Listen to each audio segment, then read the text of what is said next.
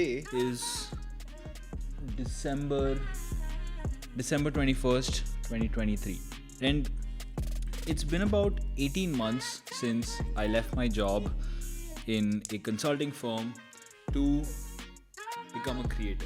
As 2023 comes to an end, I thought I would look back at my journey so far and tell you guys a few lessons that I've learned along the way. My journey started back in June of 2022 when I had just left my job, and honestly, I was just mostly enjoying the freedom. I knew that I wanted to make content, but I wasn't really sure what kind. I started off making videos on topics that really fascinated me. I remember one of the first videos I made was about a meteor sighting that was going to happen once in a few thousand years, and this concept of fear of missing out. I would later go on to build my brand, Gyan Central, around similar stories that really piqued my curiosity to around 50,000 followers on Instagram. But when I first started, I honestly thought I had nothing to offer to my viewers. I had not gone to an IIT, I had not cracked some insane exam or gotten a 50 lakh per annum job. When I started talking about the experiences that I was experiencing, which were in my consulting profession that I had been doing for the past 3 years. My thesis was quite simple. I was one of 3 people that had gotten into ZS out of 300 odd applicants from my college. That meant ZS was not the most easiest to get into. I also knew that the firm was hiring, meaning that the total number of candidates applying to ZS would increase drastically over the next few months. And although people were already making vlogs and interview breakdowns and whatnot on YouTube about the firm, none of those videos had information that was actionable and new. Information that I had access to. So I set out to fill that gap. I made about 7 videos on ZS that total around 20,000 views on YouTube. Not bad at all for a 500 subscriber channel. But my ZS videos had a problem. I realized that there was only so much of ZS content that I wanted to put out. That was not who I wanted to be known for. And although they were a great topic to make videos on, I just felt saturated thinking of those ideas. The more videos I made, the more technical questions I got about other job descriptions within the firm and questions about other departments that honestly I had no clue about. Sure, I could make the videos, perhaps do some research, talk to some people, find that information, but I knew that the value that I was able to provide so far in my videos was because I had experienced all of that myself. I could not do the same if I started giving out information based on a third person's point of view. So I decided to stop making ZS videos. And around August of 2022, I started experimenting with short form content. Now, mind you, this was way before short form videos became the norm. I went back into my metaphorical cabinet of curiosities to pull out stories that have always fascinated me and to tell people about them. I called this experiment Gyan Central. And about 15 or so videos in, things started to work. A little too well. At one point, I was gaining followers in the tens of thousands by the day. It was honestly pretty scary. And around the same time, I had also done a few episodes of my podcast. In fact, if you're in college or even a working professional, starting a podcast would be one of my biggest recommendations. With just 7 episodes, I have managed to make some extremely close friends. Like Shaurya, he's building India's second salary using stock market trading and a huge inspiration for me. My podcast also helped me have some super cool stories to tell, like having the chef of Toit and now the infamous Naru Noodle Bar, Kavan, on as my guest. But most importantly, it even helped me get a job that paid me more than my last consulting paycheck. The job in question was being a video producer at a creator economy brand called the Thousand Faces Club.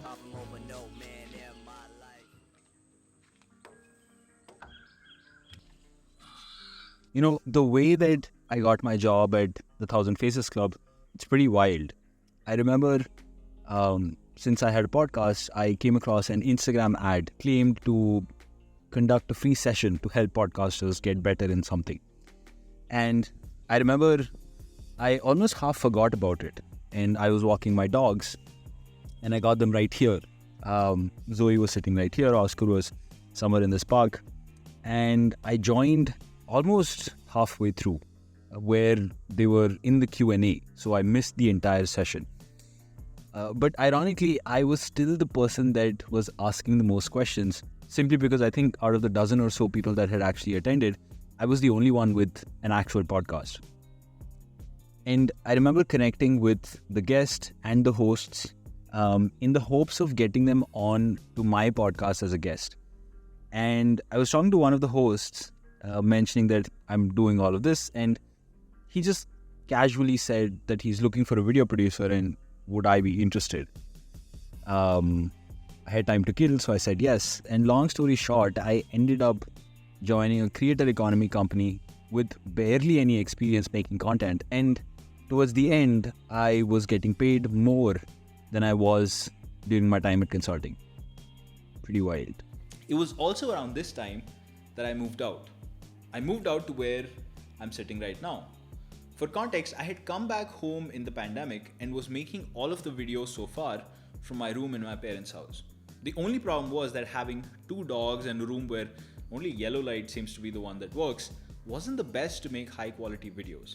I desperately wanted my own space, which coincidentally ending up being a stone's throw away from their house. But as a hardcore Casey Neistat fan, having a studio was kind of like a dream coming true. I knew that if I had to do creative work at the highest capacity, I needed a creative space that helped me do that work faster, better, every single day. So, the studio was born. A place for me to work, record videos, edit, and everything else that I could ever wish for. Many elements that you see here are inspired by the people that I look up to the most. The Polaroid wall from Casey Neistat, the frames from my good friend Animesh, who's a filmmaker and honestly a genius storyteller, linked in the description. I spent almost 2 years and more money than I could care to admit in making it functional. I bought cameras, small monitors, big monitors, various types of tripods, square lights, long lights, LED lights, big lights, podcast mics, vlog mics, and everything else that I could think of.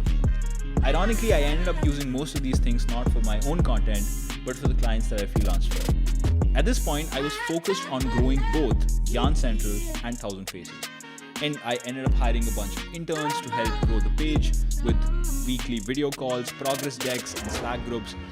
I've always been ambitious, but at this point, I also became impatient. The perfect recipe for a burnout. Before I knew it, the very things that made me happy and excited just didn't. I was sleeping all day and just felt like a zombie. The next few months were kind of a blur. I think I spent more time on my couch than I did on my desk. And to be honest, I think I'm still recovering from that burnout. The rest of 2023 was relatively eventless. I did a bunch of stuff, but everything seemed more like action than motion. The proverbial buck was not nearly moving as fast as I wanted it to. I started my first business, got incorporated, made some decent money from my agency, freelanced as a videographer and video editor. But probably my biggest achievement this year has been to make my first product, Vidpedia, a visual effects library that helps video editors be more productive. And although it's yet to be publicly launched, it's probably my proudest creation till date. 6 months, multiple iterations, sleepless nights, and finally, I was successful in solving a problem that I faced every day. But looking back, these 18 months have been quite eventful. And above all else, I've learned 5 harsh truths to life that I think you should know about. With 1, if you ever feel like you're the odd one out, the internet is probably your refuge. As someone who wanted to make YouTube videos but rarely liked being on camera or didn't have friends that made videos, I always felt like the odd one out. But the second I got on the internet with purpose, I found a bunch of like-minded people. 2, you need relentless self-belief, which should sometimes seem like borderline delusional to others. As a middle-class gem in India, taking a risk in your career isn't exactly encouraged. Early on, I barely had anyone supporting my decision. This always reminds me of the quote that I read somewhere that humans don't believe something is possible until it already happens. It's not stupidity or disbelief, just human nature. I've realized that if you don't believe in yourself, no one else will. Be bold enough to take a bet on yourself because you never know how big of a lottery you might win. Number 3, luck can be manufactured. Around the time of leaving my job, I had started reading again, quite aggressively. It was during this time that I stumbled upon Naval Ravikant.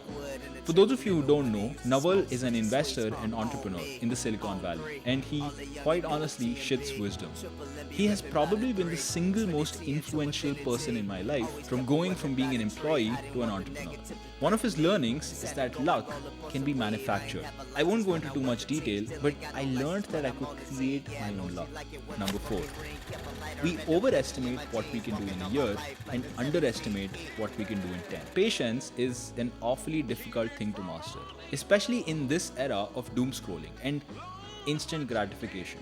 But just in the past 18 months, every time that I've felt like a goal of mine was too big to come true, given enough time, I've achieved it. But every time I felt like I could do too much all at once, I failed miserably. Number 5, keep going. Consistency and showing up are probably going to be the most important inputs to your success. Keep showing up every day, and those 1% improvements are going to compound into something big all in due time. The past 18 months have been incredible. I am extremely grateful to that version of me for having taken the risk to attempt to do something of myself. My goal with this channel is to document my journey as an entrepreneur, because although I make content, at the end of the day, what I want to do is create value and businesses that make money. My area of operation is going to be the creator economy, be it product, content marketing, agency, being a freelancer. I hope to cover all the topics in my journey of becoming successful, and I hope to teach you how to do the same. So, if you are someone that aspires to be a creator, or if you are someone that's interested in the creator economy or any of those things that I may have mentioned, do consider subscribing, because I'm going to upload every Sunday, taking you through my journey and learnings so you don't have to make the same mistakes I did. I'll see you next week. Peace.